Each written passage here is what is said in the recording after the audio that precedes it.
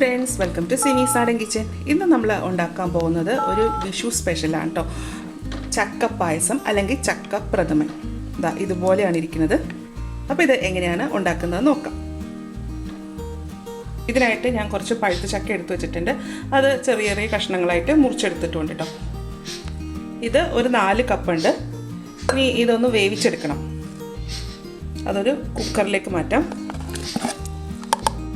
ഇതിലേക്ക് ഞാൻ 1 കപ്പ് വെള്ളം ഒഴിച്ചിട്ട് ഒന്ന് വേവിച്ചെടുക്കാൻ പോകണം.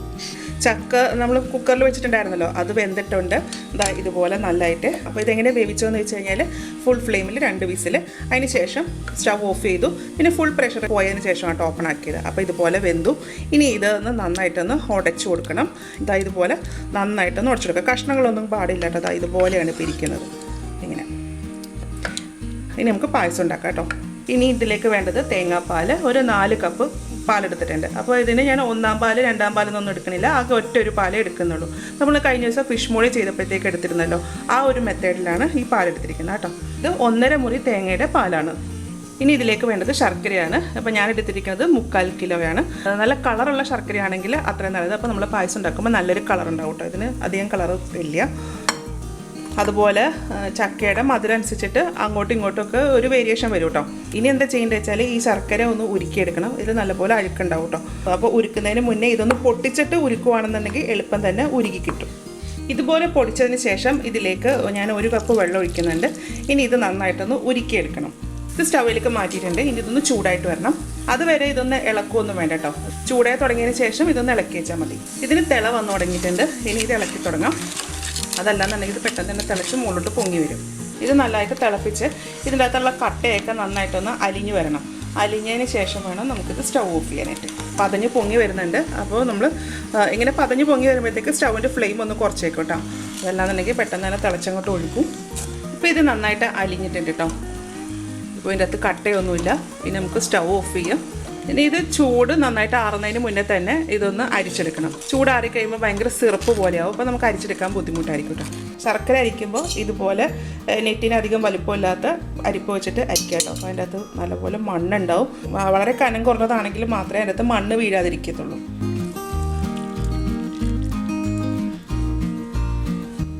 ഇതുപോലെ അഴുക്കുണ്ട് ഇതിൻ്റെ അകത്ത്. ഇത് മാറ്റി വെക്കാം. ഒരു ഉരുളി ചൂടാക്കാൻ വെച്ചിട്ടുണ്ട്. ഇതിലേക്ക് 1 ടേബിൾ സ്പൂൺ നെയ്യ് ഒഴിച്ചു കൊടുക്കാം. അതിനുശേഷം ഇതിലേക്ക് കുറച്ച് കശുവണ്ടി, അതൊക്കെ ഓരോരുത്തരുടെ ഇഷ്ടം അനുസരിച്ച് ചേർക്കാം കേട്ടോ. കശുവണ്ടി ഒന്ന് നന്നായിട്ടൊന്ന് മൂത്ത് വരണം. ഒരു ചെറിയൊരു ബ്രൗൺ നിറം ആകണം കേട്ടോ. ഇനി ഇതിൽ ചേർക്കാൻ പോകുന്നത് മുന്തിരി. ഇത് നമ്മളിവിടെ തന്നെ ഉണ്ടാക്കിയതാട്ടോ. അപ്പോൾ ഇതിൻ്റെ വീഡിയോ മുന്നേ ചെയ്തിട്ടുണ്ട്. അതൊന്ന് നോക്കിക്കോളൂ കേട്ടോ എങ്ങനെയാണെന്നുള്ളത്. ഇത് മൂത്ത് വരുമ്പോൾ അത് ചെറുതായിട്ടൊന്ന് ബോളായിട്ട് വരും കേട്ടോ. നമ്മൾ ചേർത്തിരിക്കുന്ന മുന്തിരിയും മൂത്തിട്ടുണ്ട്. അപ്പോൾ സ്റ്റൗവിൻ്റെ ഫ്ലെയിം കൂട്ടണ്ട കേട്ടോ. മീഡിയം ഹീറ്റിൽ തന്നെയാണ് കിടക്കുന്നത്. ഇതിലേക്ക് 1/2 ടേബിൾ സ്പൂൺ എള്ള്, ഇത് ഞാൻ കഴുകി വെച്ചിരുന്നതാണ്, അതിട്ട് കൊടുക്കാം. ഇനി ഇതിൻ്റെ അകത്തുനിന്ന് മാറ്റാം. അപ്പോൾ ഞാൻ അതിൽ നിന്ന് മാറ്റിയ ശേഷം, അപ്പോൾ അതിൽ കുറച്ച് എള്ളൊക്കെ കിടപ്പുണ്ട് കേട്ടോ. അത് കുഴപ്പമൊന്നുമില്ല. ഇതിലേക്ക് നമ്മൾ വേവിച്ച് വെച്ചിരിക്കുന്ന ചക്ക ചേർക്കാം.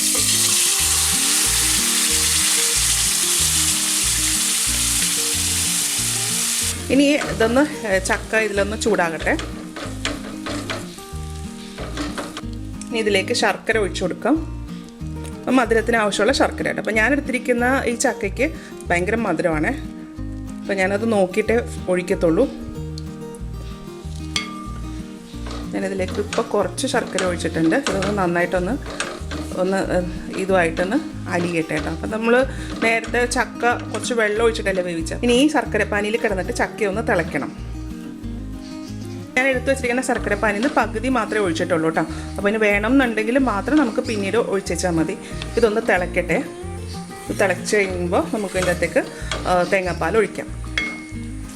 ശർക്കര ഒഴിച്ചതിന് ശേഷം ഇത് നന്നായിട്ട് തിളച്ചിട്ടുണ്ട്. പിന്നെ ഇത് നന്നായിട്ടൊന്ന് ഇളക്കി കൊടുക്കാം. തീ ഉറച്ച് വെക്കണം. അതല്ലെങ്കിൽ ഇങ്ങനെ കണ്ടോ, അതിങ്ങനെ കയ്യിലേക്ക് തിരക്കും കേട്ടോ. അപ്പോൾ സൂക്ഷിച്ച് വേണം അത് ഇളക്കാനായിട്ട്. ഇത് നന്നായിട്ട് തിളച്ചല്ലോ. തിളച്ചതിന് ശേഷം ഞാൻ ഇതിനകത്തേക്ക് തേങ്ങാപ്പാൽ ഒഴിക്കുവാണ്.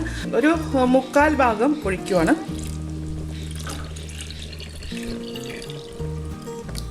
ബാക്കി ഒരു 1/4 ഭാഗം എടുത്ത് വെച്ചിട്ടുണ്ട് കേട്ടോ. അത് നമുക്ക് ലാസ്റ്റ് ഒഴിക്കാൻ വേണ്ടിയിട്ടാണ്.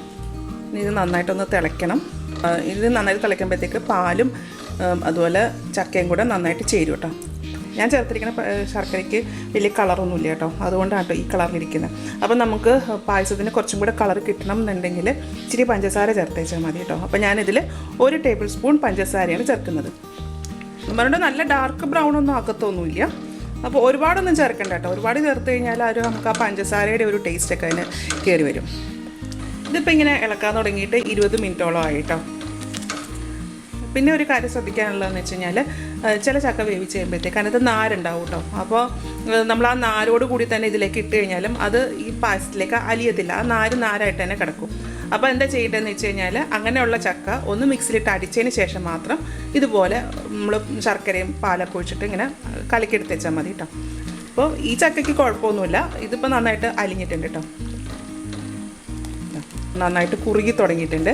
ഇതിലേക്ക് ഞാൻ ബാക്കി കുറച്ച് പാലെടുത്ത് വെച്ചെന്ന് പറഞ്ഞില്ലേ, അതും കൂടി ഇതിൻ്റെ അകത്തേക്ക് ചേർക്കുവാണ്.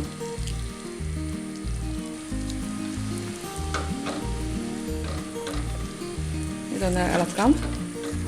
അപ്പോൾ മധുരം അത് ഓരോരുത്തരുടെ ഇഷ്ടം അനുസരിച്ച് ചേർത്തോളൂ കേട്ടോ. അപ്പോൾ ഞാനിപ്പോൾ ചേർത്തേക്കുന്നത് ആ പാനിയിൽ നിന്ന് നമ്മൾ ശർക്കര പാനി ഉണ്ടാക്കിയതിൽ പകുതി മാത്രമേ ഒഴിച്ചിട്ടുള്ളൂ കേട്ടോ. ഞാനെടുത്തിരുന്ന ചക്കയ്ക്ക് ഭയങ്കര മധുരമായിരുന്നു, അപ്പോൾ എനിക്ക് അത്രയും ശർക്കര മതിയായിരുന്നു കേട്ടോ. അപ്പോൾ ബാക്കി വരുന്ന പാനി നമുക്ക് വേണമെന്നുണ്ടെങ്കിൽ ഒരു ബോട്ടിലാക്കിയിട്ട് ഫ്രിഡ്ജിൽ വെച്ചേച്ചാൽ മതി കേട്ടോ. അപ്പോൾ നമുക്കിനി ആവശ്യമുള്ളപ്പോൾ അതെടുത്തിട്ട് നമുക്ക് എന്തെങ്കിലും പലഹാരമൊക്കെ ഉണ്ടാക്കുമ്പോൾ നമുക്ക് യൂസ് ചെയ്യാം. ലാസ്റ്റത്തെ പാലും കൂടെ ഒഴിച്ച ശേഷം പായസം നന്നായിട്ട് തിളച്ചു. ഇനി ഇതിൽ ഞാൻ ഫ്ലേവറിന് വേണ്ടിയിട്ട് ഏലക്കാപ്പൊടിയോ ചുക്കുപൊടിയോ ഒന്നും ചേർക്കുന്നില്ല കേട്ടോ. ഇതിന് ചക്കയല്ലേ, അപ്പോൾ ചക്കയ്ക്ക് തന്നെ നല്ലൊരു ഫ്ലേവർ ഉണ്ട്.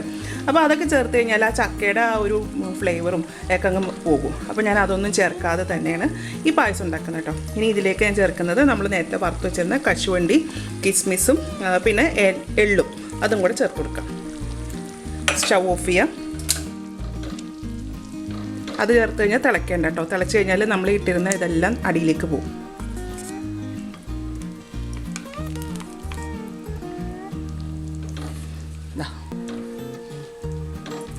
നമ്മുടെ ചക്കപ്പായസം റെഡി ആയിട്ടുണ്ട് കേട്ടോ, അല്ലെങ്കിൽ ചക്കപ്രഥമൻ റെഡി ആയിട്ടുണ്ട് കേട്ടോ. ഇതുപോലെ ഇനി ഇത് ഇരിക്കും തോറും അതിങ്ങൊന്ന് കുറുകി വരും കേട്ടോ. അപ്പോൾ തന്നെ നല്ല തിക്കാണിത്. ഇത് നല്ലൊരു ടേസ്റ്റ് ആട്ടോ. അപ്പോൾ പഴുത്താക്കയുടെയൊക്കെ ഒരു സീസണാണ്. അപ്പോൾ ഇതുപോലെ ഈ വിഷുവിനൊന്നും ഉണ്ടാക്കി നോക്കൂട്ടോ, അപ്പോൾ ഒരു വെറൈറ്റി ആയിട്ട്. അപ്പോൾ എല്ലാവരും ഇതുപോലെ ഒന്ന് ഉണ്ടാക്കി നോക്കിയിട്ട് ഇതിൻ്റെ അഭിപ്രായം എൻ്റെ കമൻറ്റ് ബോക്സിൽ ഇടുക. എൻ്റെ ചാനൽ ആദ്യമായിട്ടാണ് കാണുന്നതെങ്കിൽ സബ്സ്ക്രൈബ് ചെയ്യുക. വീഡിയോ ഇഷ്ടമായെന്നുണ്ടെങ്കിൽ ലൈക്ക് ചെയ്യുക, ഷെയർ ചെയ്യുക. അപ്പോൾ ഇനി അടുത്ത ദിവസം അടുത്ത റെസിപ്പി ആയിട്ട് കാണാം. Thank you.